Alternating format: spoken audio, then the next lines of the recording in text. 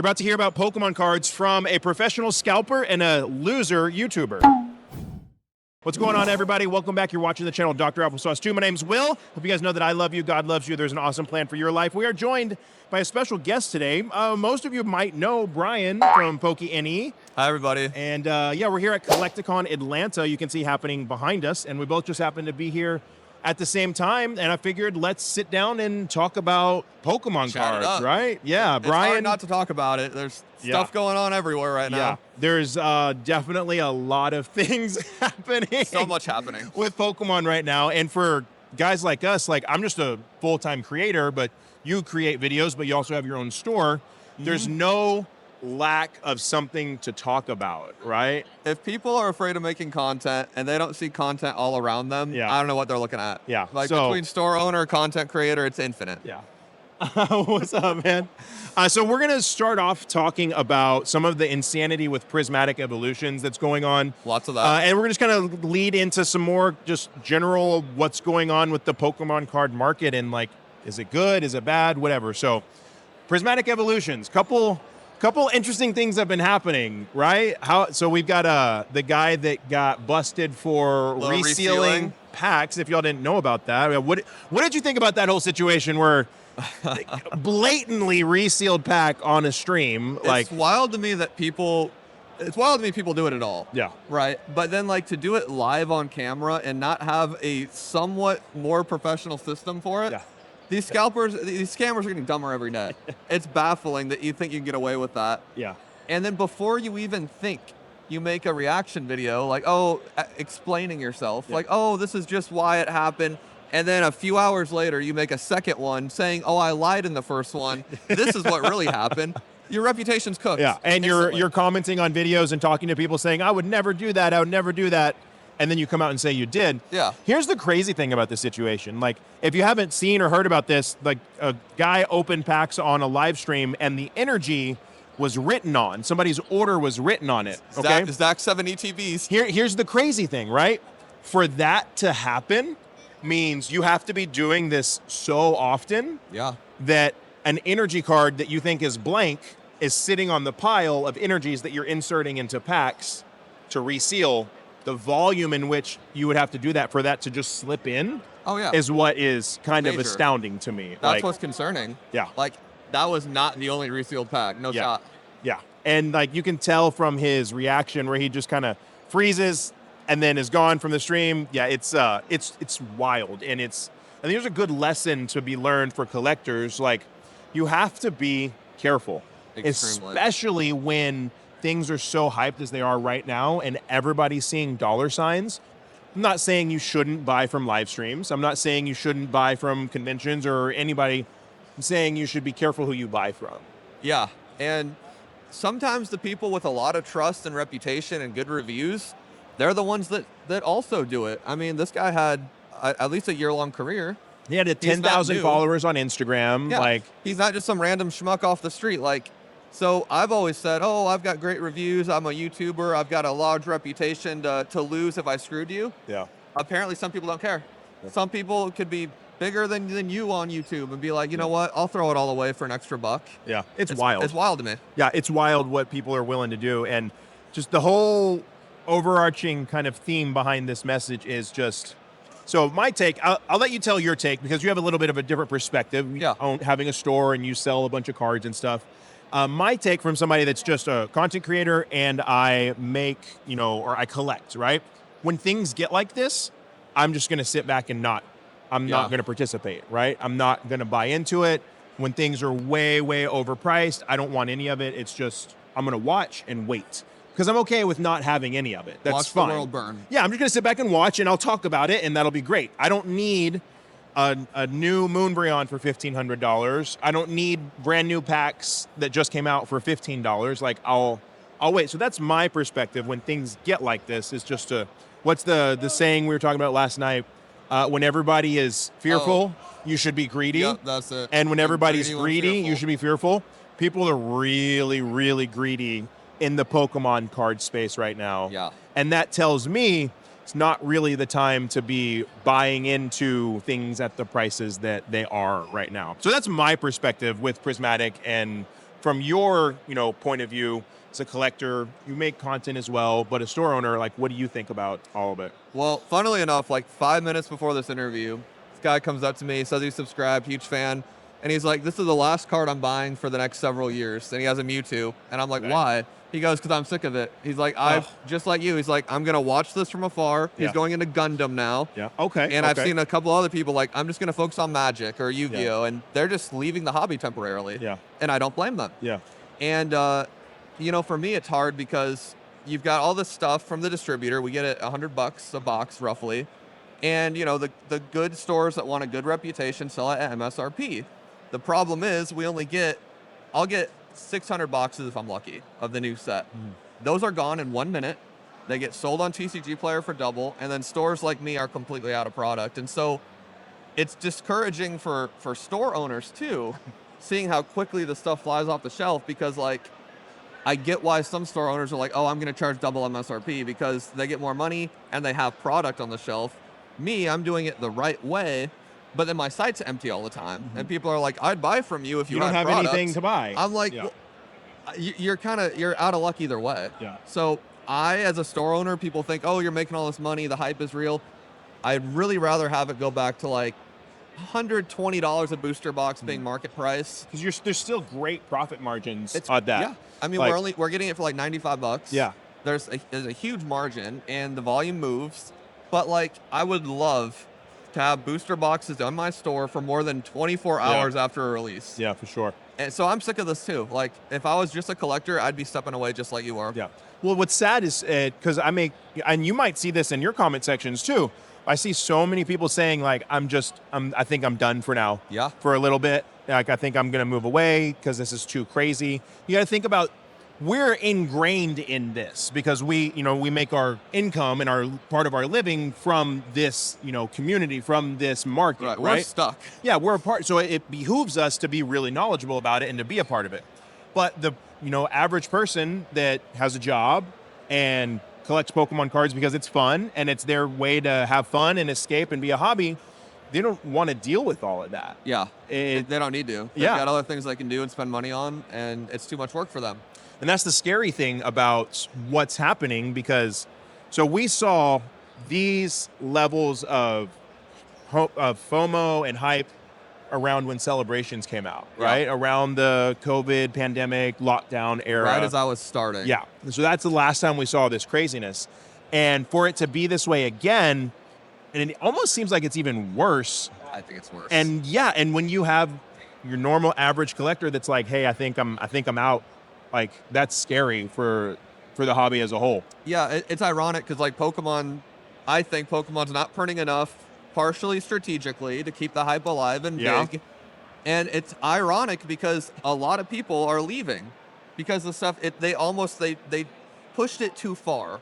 Like, you get the people the hype heads that want all the money and like extra sales, and the rip and shippers. Like, you've got those people coming in because there's money involved, but you're losing your core fans because they don't want to deal with the nonsense. And then when the market does return to a somewhat respectable state, all the hype beasts that are just here temporarily, they're also going to leave. Yep. So now they lose the hype beasts. They lost their core following, and now it's a lesser powerful IP. Yep. That's my take on it. It's stupid. Well, we saw it happen with Scarlet and Violet when it first came out. We did. Everything just tanked because there was no more money to be made. The hype beast left. Things were cheap. And then now it's waves, man. It's always waves, and we're just at the top of this crazy wave right now. And then we'll get into this a little bit, is Prismatic Evolutions isn't really a good set. It ain't worth the hype, in my opinion. No, when you really look at what makes a Pokemon card set good, now there's a lot of playable reprints in Prismatic Evolutions, which is cool. Makes it easy for people to get the cards that they want. I think there's one new playable card in the set, but as far as just introducing new things to the game or introducing artworks that are really, really cool, it's really not that great, because the community's even kind of split about the Terra EX cards, whether they like them or not. And so that just makes it even weirder for me. Like, I look at the new Umbreon card, and I do not see a card. The Sunbreon? I don't see a card that I would pay $100 for. Like, I personally just don't like that card. Yeah, and I fair. always think back to Evolving Skies which the art was so much better. And it's just interesting to me that this is happening with this set, and I'm not the only one that thinks it's not that great. Yeah, and I'm not convinced that most of the customer base actually thinks it's that great. I think it's a money grab right now. And there's going to be a lot of people left holding the bag when they do reprint it a million times. Yeah. And then these like hype beast investors who think they're going to get rich off it are like, oh, not only do I really not think the sets are that cool, the hits are that worth it, but also now the market's not going crazy. Yeah. And now I'm stuck with this very mid set. Yeah. I mean, like you said, the packs are as expensive as Evolving Skies right now, basically. Yep. I would buy and Evolving Skies is brutal to open. Yeah. But I would buy Evolving Skies all day. Evolving Cries is whatever they called it. And like, it's still, for the average collector who doesn't care about like the hype of it all, they probably would prefer that set. Yeah. Evolving Skies. Absolutely, yeah. And I see here at the convention, like the amount of ETBs that are $125. Everywhere. It's bananas. There are so many prismatic ETBs here, and they're all stupidly priced. And I don't see anybody opening them. No one's opening any of it. There's trash cans out here filled to the brim with cardboard trash. None of it's Evolving Skies. It's all or Prismatic. Prismatic. None of it's Prismatic. It's all like sea and sky. There's some 151 in there, but the trash cans are just full of packs. Yeah. No Prismatic. Yeah. Because it's an investment right now. Yeah. I don't know. It's weird. I agree. It's just too expensive to open, kind of how I look at it, and it's the investment mentality. And there's nothing wrong with the investment mentality. I don't think there's anything wrong with that, but this will transition into my next topic. When you have so many people wanting to invest, and then you have this massive rip and ship culture. Yeah. Where now, and we talked a little bit about this last night, we can get into it a little bit. Anybody can get an account on, I mean, if you really wanted to, you could get an account on Whatnot, Drip, or TikTok Live. Without most any people effort would or be able to, credibility. and if you have Prismatic to sell, people will buy it. Yep. And so when you have this ability where anybody can go and buy something and double it up because they can sell it on a platform, and it really makes this really weird, bad situation with this new set. So let's talk about rip and ship culture, because both of us have participated in that. We've both been streamers. I don't think you stream anymore like you used to. Not much. Yeah, neither do I. I stream like 3 times a week on Twitch, Yeah. like back in the good old days. Yeah. And then I streamed once a month with Drip Yeah. for a few months in the winter. So we're not doing it anywhere near Not the amount that actively, we no. used to, right? So we both used to stream and sell Pokemon cards pretty regularly. So I'm bringing this up saying, hey, we've participated in this. But I really think that this rip and ship culture, again, not saying that it's bad. I'm not saying that people that have their full-time incomes doing stuff like this are bad. That's not what I'm saying. It has become so powerful that it is swaying the economy of the collectibles, i.e. Pokemon cards or whatever else is out there. And many others too, surely. Yeah, it is swaying the economy of those things because almost anybody can get an account somewhere and just go sell stuff. It's dangerous. The lack of like, I always say my credibility checks, but like the problem with these apps opening up themselves is it gives people this arbitrary sense of credibility. Yeah. Like, oh, he's a Whatnot streamer. He must be somewhat honest. Sounds ironic now, but it's not like. Hey, look, it's Gary. Hi. It's like not like some rant. Like if you bought Prismatic Evolutions on Craigslist, you'd be like, oh, this is sketchy. Yeah. Here's the thing, though. You can be just as qualified to sell on Craigslist as you are on Whatnot now. Yep. That's bananas. Yep. Like, if they took the W logo and made it into the Craigslist purple C, you wouldn't buy from that person. But because they're on these apps, they seem like, oh, this must be a legitimate business. Yep. But like you said, any schmuck with a phone can sell on this app, and that's why people are getting ripped off. All the time. And somehow they're still surprised. Yeah. It's like, would you buy from Craigslist for that price? Probably not. Well, then why are you buying from this platform? Yeah. Because it's the same authority. It's the same level of vetting that goes through, right? Zero because vetting. when the floodgates are open and you can just apply and get your account, it makes, again, I want to preface it because I'll say these things and people will get mad and be like, you're saying horrible things about streamers, you're saying we're terrible people. That's not what I'm saying. I'm saying that this entire rip and ship popularity and culture is it's just this ambiguous thing. Yeah. It's not good or bad. It's just there. It's like AI. Yeah, it's it just can be there. Good or evil. It can be used for however you want it. You can use it to really add value and do really cool things for the people that are in your streams and make a significant income and be above board and just everything's great. And you can use it to rip people off and reseal packs and do all kinds of crazy things like we've seen so many times with people. It seems like every couple months somebody's getting busted. Seems like and more than that now. Yeah. Lately, it's been every week.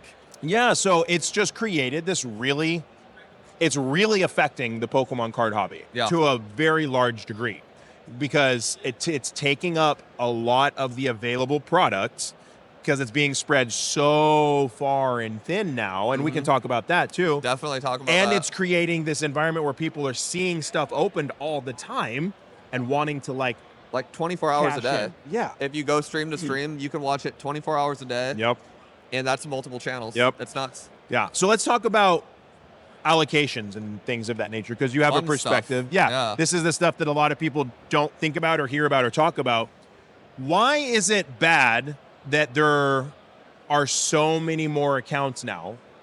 Because, as opposed to when there used to be. Because you have so many people that have opened up accounts because, a distro will open up, hey, we need more accounts. Let's let some of these breakers in. And now after you do that for 5 years, you have umpteen amount of people that have a store. And, well, they have to get something, right? So let's talk about that. What's your perspective on that? What have you experienced with that? Yeah, it's weird. So at some point, it was very hard to get a distributor. You had to have brick and mortar, or you had to be a very significant online presence.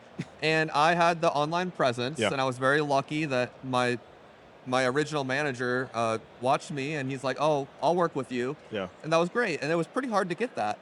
Ironically, with the market as crazy as it's been, they seem to be handing out distributor licenses like never before. And I'm baffled as to why that would be. Because now, to me, is when the floodgates should be shutting more than any other time. Like, there are, and I love these people, by the way, there are 2 YouTubers who got distributor access, and I was cheering for both of them, for the record. But I'm just thinking, like, why are they even opening the gates to more people when they can't even get They can't satisfy who've been around for 5 years. And I've only been around 4 years, and then there's people way bigger than me who have been around way longer, and I know they're not getting their proper allocation numbers either. Yeah. So my first question, my statement in this podcast is, why are you doing this, distributors? Like, shut your gates.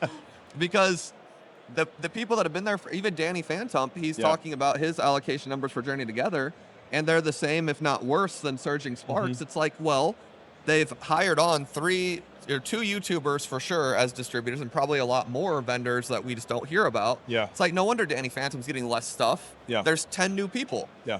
I don't get it. And then that's just compounded even more because it's more than 10. It's an hundreds, unknown amount. it's thousands, it's however many it is. And on top of that, it's not only new people, but also all the sport card stores and the, World of War, or one of those, Dungeons and Dragons type stores.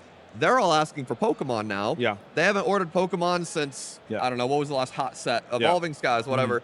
And now all of a sudden they're like, oh, I want Pokemon. Yeah. And these distributors have to make them happy because they're buying, ordering so much other stuff. Yeah, they're buying all the Dungeons and Dragons. Yeah. They're buying all the other stuff. So they're just like, all right, we'll give you 5 cases. There's 10 big game stores in Omaha. And we're a teeny tiny city. So there's thousands and thousands of game stores. If they all get 5 cases, that is tens of thousands of boxes that shouldn't be given to anybody. It should be given to people that have bought Pokemon since Fusion Strike when it was $90. Well, and now you're seeing Pokemon cards pop up in just the most random stores like Tom Thumb and Myers and like your local gas station. It's like, why? Local Hy-Vee grocery store. Why are we? Okay, it's cool. There's Pokemon cards there. That's cool. Then you think about, okay, well, maybe across 10 different franchises, across 50 states, now you potentially have hundreds and hundreds of stores that don't sell Pokemon cards. It's not even a hobby store getting who knows how much, and then that's just another piece of this pie.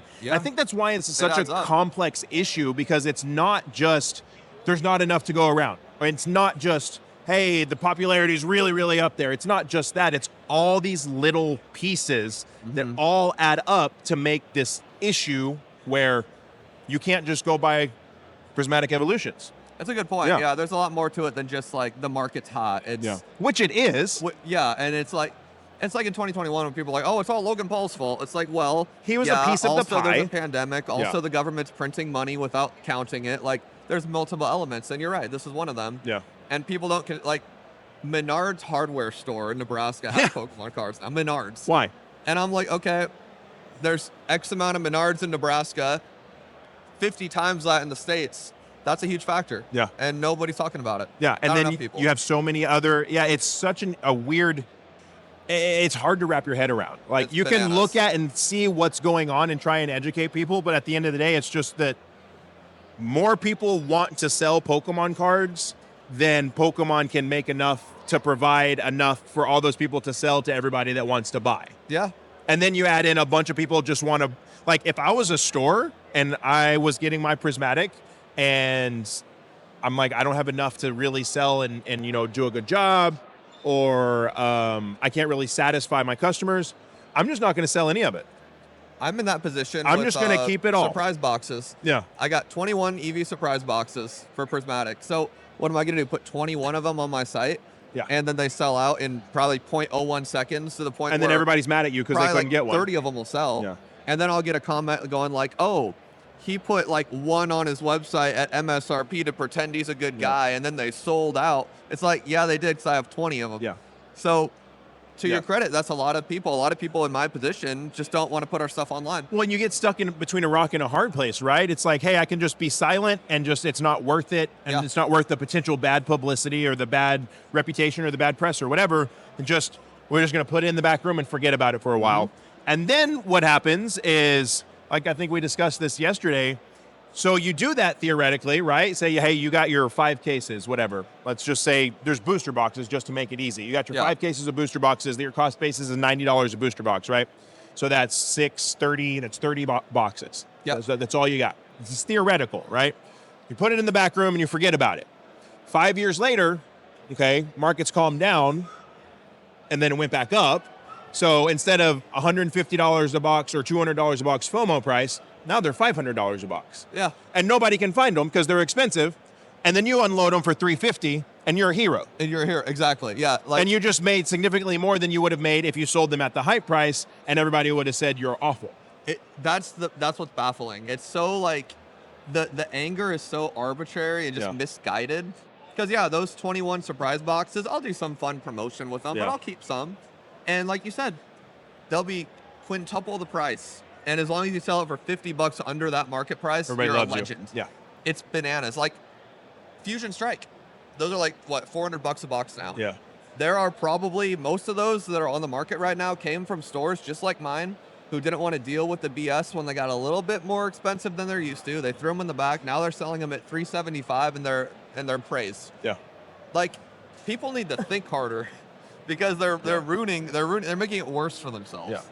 It's so true. And it's been a really interesting process for me because I'm learning as this all develops, right? Yeah. I'm learning more about what's really going on with distributors, what's really going on with stores. And I've been one to say like, hey, you shouldn't be selling at this prices. Blanket, that's wrong. Mhm. And then I learned a lot more that's going on and I realized, okay, I still think that, but I understand that this is a much more complex issue than just store A decided to sell at 3 times MSRP to make extra money. Yeah. There's a lot more going on. There's and a it lot doesn't going on. make it better. It doesn't make it where I agree with it, but there's just so much more happening. It's such a complex issue that it's hard to really point the finger at anybody. Like, I don't think Yeah. there's any one party that's responsible.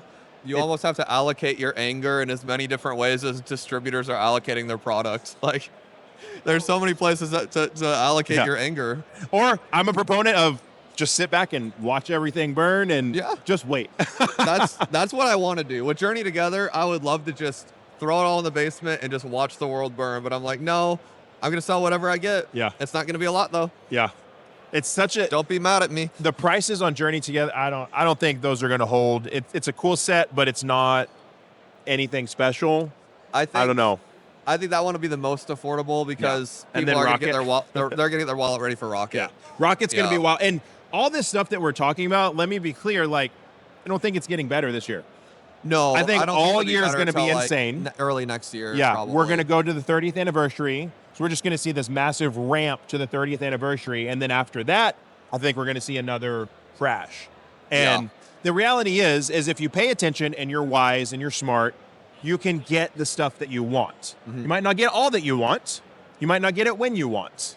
You might have to buy the singles instead of buying a bunch of packs to open, right? That's the best solution. But you can still generally get what you want. And I think this is going to be a time where people are either going to back out or learn. You have to temper your expectations and be like, I don't have to get everything.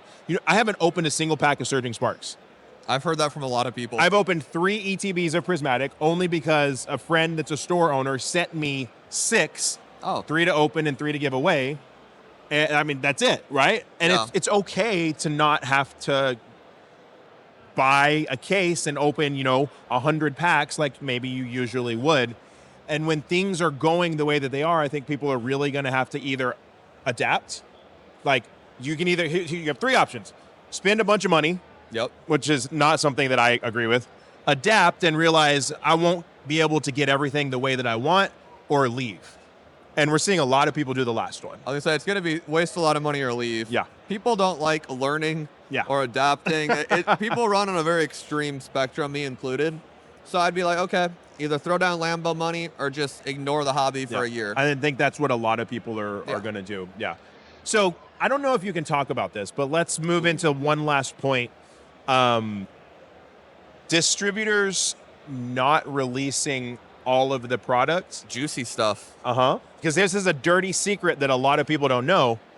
And then offering to sell it later at market, but you also have to buy bricks. Yes. Can't we're not this is what we're all about to talk about is all theoretical. We have no proof that we can show about any of this. But what's been your experience with that?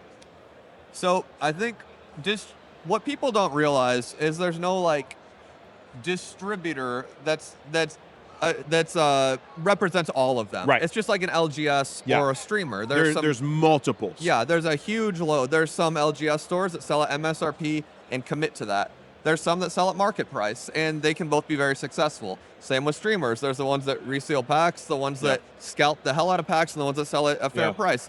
Distributors are the same way. The big ones, my distributors, which I've learned not to say because there's people that don't like me that also share my distributors. Mine are 2 of the 5 biggest ones in the nation, and to me they run very standard. They don't do anything sketchy behind the scenes. I've really tried to get special deals with them. Like, all right, what do you actually got back there? Like, what's in the back room? How can I get what you have? And they're very adamant they don't do that. Yeah. They do get product that comes later on, like Surging Sparks right now. They offered me booster bundles of Surging Sparks for a certain price, higher than MSRP. Yep. And I had to buy another item that's not very good. They offered me that very recently. And if you watch Danny Phantom, he'll tell you a lot of the distributors, they get more product from buying out stores that either can't sell it or going out of business, maybe want to allocate that money to a different IP. So you've got some of these stores that jumped on the bandwagon and bought a bunch of Pokemon, realized, oh shit, actually our fan base doesn't care that much about Pokemon. You can't move this. Southern Hobby, I've got X amount of cases that you sold me of Surging Sparks.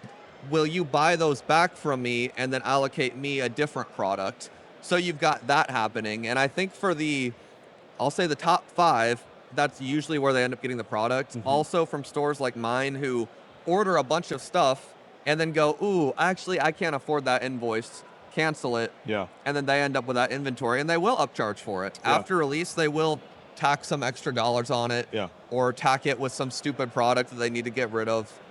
But I think for the main 5, I don't think there's a secret room personally where they take stuff and throw it away.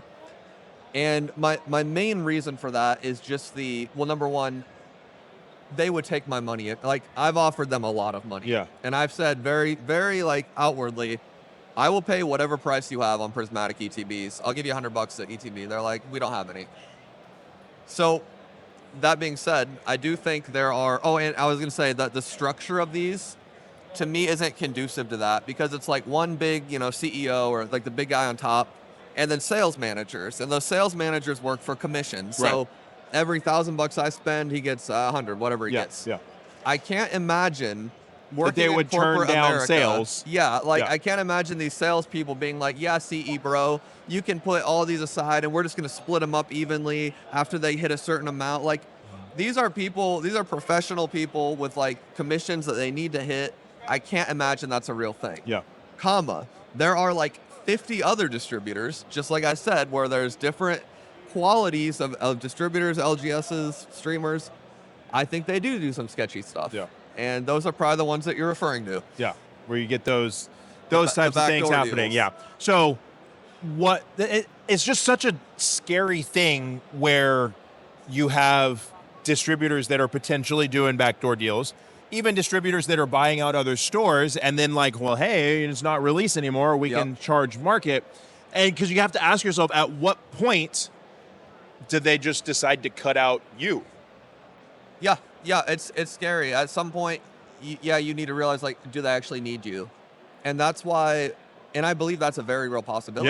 Yeah. And that's why, like, right now, I'm just giving them all the money that I can. Like, when we talked about either spend Lambo money, or adapt or leave. Yeah. I'm doing the Lambo money on the distributors because I realize I am very expendable. Yeah. And so are all my competitors. So I'm like, I'll buy all the battle academies you have. Just keep me in mind. Yeah. For those backdoor deals, Yeah. like. But yeah, For the juicy stuff for later. for the juicy stuff. Yeah. But there are so many distributors that I really think it's like, I don't know how to become a distributor. I'm sure there's a process that's very lengthy. But I don't think Pokemon's doing a good job keeping them in check. I don't think there's any checks or balances. I don't think there's any type of oversight. No, there's I think- like, you have to sell at this price. You have Yeah. to sell to this many different stores. I think once they approve you as a distributor, you can do whatever the hell you want. Yeah. And you're just going to get your, because I mean, at the end of the day, Pokemon is this multinational, multi-billion-dollar company. Right. Like, they don't have time to babysit. Yeah, they don't care. Get the product out, sell it. Something that I'm curious about, like, what if Pokemon ever just went strict DTC? Like, could they even do that? Like, would I it don't make think they sense? The infrastructure that they would have to set up to fulfill so many orders, it just doesn't make sense. So you have That's not this possible. process where you're going to have distributors, and it's going to be interesting to see, like you said, with more hype and FOMO, more greed rises up, and it's at all levels. Every level of Pokemon cards, from your favorite YouTubers down to the sleazeball scalper that goes and clears out Target and turns around and sells it. Like, there's integrity, and then there's people that are sleazy all the way through. all the it. way to the top. It's just The official distributor does not have any, that doesn't increase your merit by default at all. Yep. Yeah. And like Pokemon, like, I don't think they could ever go direct to consumer because they can't even run a website that works. That's so like, they can't even run a website. They put up, they say, hey, this is going to help, and then it doesn't Yeah, help. so if they can't do that, no chance. Yeah.